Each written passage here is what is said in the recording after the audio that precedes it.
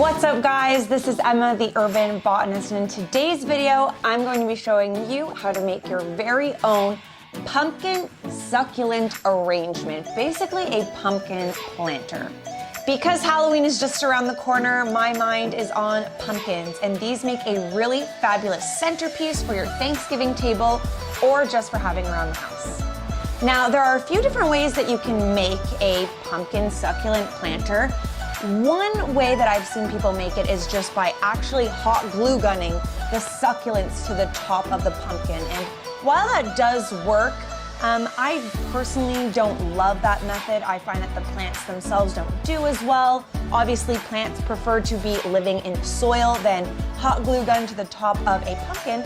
So this method, we're going to be using a little bit more of a different technique, but let's get into it. What you're going to need for your own pumpkin planter is a small to medium sized pumpkin. Something this big is just gonna be too big.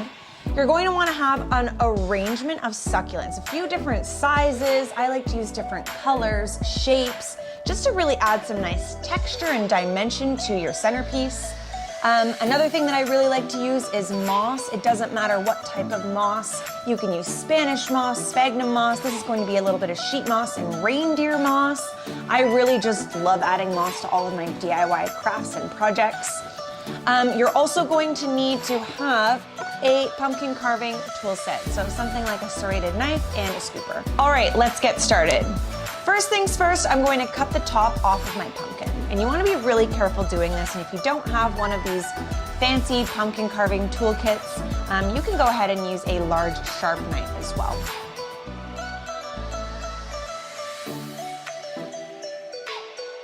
You want to make sure that the hole you're cutting out of the top of your pumpkin is big enough to house a few of your succulents. Now that I finished cutting the top off and I've made sure I have, a pretty decent size to fit all of these succulents in, I'm just going to put the top off to the side. We're not going to be using it for this craft at least. And I'm also going to leave all of that pumpkin stringy goodness inside, even though I do love the seeds.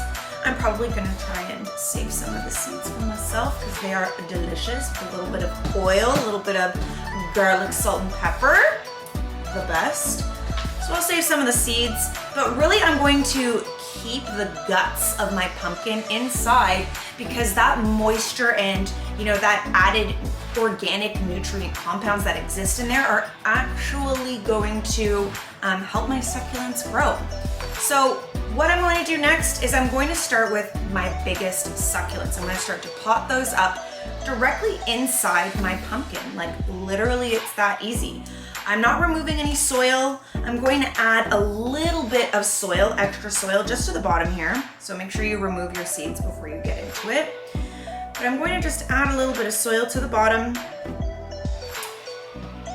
And then I'm just going to start potting up my succulents. I'm probably going to need to add quite a bit of soil because I want to make sure that I'm bringing that level inside my pumpkin up high enough so that the succulents are sitting at an appropriate height. You know what I mean? So that they're not getting lost inside of the pumpkin, kind of like that.